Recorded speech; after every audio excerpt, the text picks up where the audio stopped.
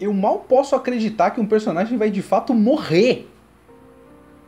Eu não acredito até essa série acabar, inclusive. Sinceramente, eu preciso ver o último episódio. O Abbaqui não vai estar lá. Ah, ele morreu mesmo, hein? Ah, o Vento Áureo teve até cena, assim como teve no próprio parte 3, né, Stardust Crusaders. Cena de fantasminha de personagens saindo e falando com outros personagens. E depois o personagem voltando à vida. Se é que ele está vivo mesmo, tem algum mistério aí envolvendo o Bruno. E aparentemente o Doppio / chefe matou 2 caras no mesmo episódio. Terminou de matar o Risotto e matou o Abbaqui. Veja só vocês. Então esse episódio foi interessante, mas ele seria mais interessante se ele não tivesse um problema que eu já apontei aqui na minha série de vídeos sobre Jojo Vento Áureo. A Eve gosta muito do case da câmera. Só um instante. A questão é, metade desse episódio foi as manobras do Doppio / chefe pra matar tanto o Abbaqui quanto o Risotto. Essa parte é interessante perceber porque tem muito a ver com o que eu tava falando na semana passada, sobre como quando a ideia do poder e da maneira como ele usa o poder é da hora, funciona mesmo que ele seja super expositivo.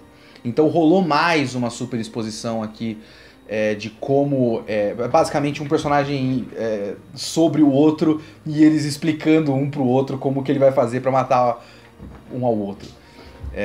Mas é legal de qualquer forma, né?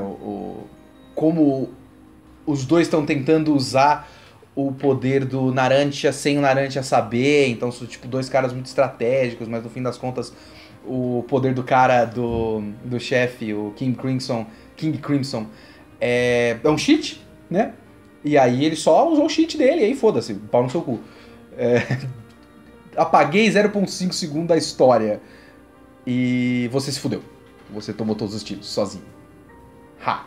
E aí depois rola o negócio do futebolzinho lá das crianças, que é tudo uma... Doppio / chefe talvez tinha capturado um dos moleques e colocado no lugar dele pra depois enfiar a mão, atravessar a mão no Abbaqui e tal. Beleza, essa é a primeira metade desse episódio. Isso é ok, isso é bom. A cena da morte do Abbaqui mesmo, o golpe mortal no Abbaqui e a expressão do Abbaqui, toda a animação e a expressividade tava realmente o top da qualidade desse Jojo Vento Áureo. Então a cena toda foi boa, pelo menos a apresentação da cena foi toda muito boa e legal. Essa parte é boa. Aí você passa pra segunda metade. Aí eu já tive meus problemas. Eu já cheguei a falar aqui nos vídeos do Vento Áureo que a própria fórmula dessa série funciona para certas coisas, principalmente quando a luta tem algum peso narrativo, porque raramente a luta tem algum peso emocional, porque o grupo tem um relacionamento entre si, mas todos os inimigos são sempre gente nova para eles, quando eles conhecem. Isso é uma coisa que vem acontecendo desde o Stardust Crusaders. O cara contra quem eles estão lutando, eles não conheciam antes, então não tem nenhum peso emocional, não tem uma coisa prévia, não tem uma construção e aquela luta é um clímax, é só eles estão andando e apareceu um cara. Bom, esse cara quer me matar. Eu não gosto da parte que eu morro nesse processo. Quando a luta é uma luta legal, uma luta interessante, como foi na semana passada, nas 2 semanas anteriores, né, que também não foi uma luta com peso emocional de verdade. Foi uma luta que funcionou porque tudo foi muito bem feito e muito bem narrado, né? Todas as ideias, o fluxo, o flow da narrativa, o ritmo, a animação e tudo mais, tudo isso funcionou. Mas o Risotto e o chefe e o Doppio não tem uma relação pessoal. Tem a relação deles estarem na mesma máfia e o Risotto ter uma espécie de vingança pessoal contra aquele cara, mas ele também não sabe que aquele cara contra quem ele tá lutando é o chefe em boa parte da luta. Então não tem tanto peso assim, mas foi muito bom, de fato. Mesmo assim foi bom. Então funciona nessas instâncias. Mas às vezes ele não funciona quando precisa que haja esse peso emocional. Porque a estrutura da série existe esse grupo de... Quantos caras são? Tem esse grupo de 6... e eles precisam ficar num rodízio para ter espaço para todo mundo. Na semana que tem a luta do Narancia, o foco é no Narancia. Na semana que tem a luta do Abbaqui, o foco é no Abbaqui. Faz tempo que não tem luta do Abbaqui, inclusive. E existe uma tentativa de fazer, às vezes, né, com que aquela luta tenha algum peso do tipo... isso tem a ver com conflitos que esse personagem teve no passado, então tem a ver com coisas que ele sentiu antes e tal. Às vezes isso funciona, mas o efeito de verdade, pra mim, é que a gente fica sem contato real com a maior parte desses personagens pela maior parte do tempo. E o Abbaqui é um desses. O Abbaqui é um cara que tá sempre aí, mas... eu vou fazer uma comparação até pra vocês ficarem com muita raiva de mim. Mas assim, eu quero que você prepare o seu coração, quero que você respire fundo pra você não girar os olhos com muita velocidade e ter um aneurisma.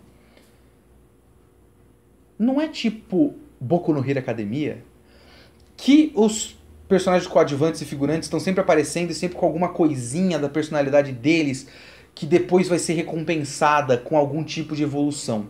Esse Jojo, os personagens são meio que grandes arquétipos, digamos assim. E eles não mudam muito. E o que a gente vê da participação deles enquanto eles estão de figurante na luta do personagem X e todos os outros estão de figurante é pouco. Então, eu, pelo menos, não sinto uma conexão com a maior parte desses caras. E, assim, eu sinto simpatia por eles porque eles são muito carismáticos, todos eles. O menos carismático caiu fora, inclusive. Mas não é o suficiente, pelo menos pra mim, pra sustentar o tipo de momento que esse episódio tentou criar. Porque a segunda metade desse episódio foi basicamente um sonho... uma espécie de sequência de sonho pré-morte ou até pós-morte do Abbaqui encontrando um policial que ele acabou causando a morte quando ele era policial, tendo o fato de que ele sempre buscou a verdade e que ele fez um bom trabalho em vida reassegurado pra ele. E também os outros personagens desesperados com a morte deles. Mais o Narancia, né? O Narancia é o cara com as reações mais efusivas. Então você tem duas coisas. Você tem a questão do relacionamento entre eles. E eu já venho dizendo isso faz um tempo, eu não gosto do relacionamento entre esses caras nessa série, porque eu não acho que a gente tem muitos momentos deles interagindo como pessoas normais, pra gente sentir que eles têm qualquer tipo de amizade. Porque eu não acho que a gente tem muitos momentos deles interagindo como pessoas normais pra gente sentir que eles têm qualquer tipo de amizade. Eles têm uma relação entre eles, eu sei que eles têm. A gente vê essa relação acontecendo mais através de flashbacks, e os flashbacks são mais relacionados com o momento em que eles entraram pro grupo, então são momentos grandiosos. Esse momento me fez perceber que o Bruno acredita em mim. E não exatamente um relacionamento normal entre eles. O que a gente vê da relação deles ao longo da série é muito mais em relação ao Giorno. Uns momentos em que eles percebem, assim como eles tiveram o momento do Bruno nos flashbacks de esse cara é foda, a gente tem ao longo da série os momentos em relação ao Giorno de esse cara é foda. Mas não que eles tipo conversam com o Giorno, eles têm coisas em comum, eles têm um relacionamento normal. Eles têm aquele momento que eles percebem que o Giorno é alguém confiável. E é isso. Por isso eu não sinto... Primeiro que eu não sinto tanto a morte do Abbaqui, e eu não compro o desespero deles. Eu compro no papel, sabe? Eles estão aí nessa jornada esse tempo todo, um dos caras morreu, eles ficaram muito tristes com isso. No papel eu compro. Mas eu não sinto, provavelmente você que gosta mais de Jojo do que eu, mesmo gostando de Jojo, deve ter sentido mais a morte do Abbaqui. Eu, Leonardo, que estou fazendo esse vídeo, e o vídeo serve para eu dizer a minha opinião, não senti o peso dessa morte.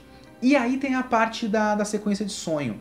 E essa é a parte que prontinha pra vocês nos comentários criticarem o que eu vou dizer agora. Essa motivação dele E esse momento de catarse temática do Abáquio, pra mim simplesmente não funcionou, porque eu nunca pensei no Abáquio como uma pessoa que estava sempre atrás da verdade. Pra você fazer o grande momento da morte dele ser sobre isso. A não ser que você relacione isso com o stand dele. O stand dele tem a ver com você descobrir coisas, né? O stand basicamente investigativo. E ele estava investigando uma coisa no momento que ele morreu. Ele estava em busca da verdade sobre o chefe. Mas isso é tipo o tema da série. Não é o tema pra você sentir que a jornada do Abáquio chegou a um fim com sentido. Porque o discurso da sequência de sonho é como se ele tivesse realizado a própria vida. E eu realmente não acho que ele realizou a própria vida ao longo do que a gente viu nesses 28 episódios de Jojo Ventuário. Então, por mais que seja chocante que um personagem do grupo principal tenha morrido, por mais que a morte dele seja um momento que a gente tá perdendo um personagem que a gente gosta, porque ele é um personagem carismático e tal, eu realmente acho que as coisas que ele tentou fazer com a morte do Abáquio não funcionaram pra mim, pelo menos, e esses são os motivos de eu achar que não funcionou pra mim. Isso é o vídeo, gente. Eu falo o que eu acho e eu falo por que eu acho, e aí você comenta que, bom, eu acho que você falou uma coisa que eu concordo, ou você fala, não concordo com isso, por quê? Aí você justifica e tal. Sem só falar, não, Kitsune é um bobo, não gosta de Jojo. Muito obrigado por assistirem esse vídeo, mas não se esqueçam de se inscrever no canal. Na descrição desse vídeo tem o Padrim do VideoQuest, você pode colaborar no Padrim do VideoQuest para que a gente continue pagando o nosso maravilhoso editor Diego, que lançou vídeos muito legais sobre Shingeki no Kyojin, junto com o Hit do canal Socos Normais, e também para eu comprar a ração pra Ivy, para ela atrapalhar a minha gravação e dormir. E muito obrigado, falou!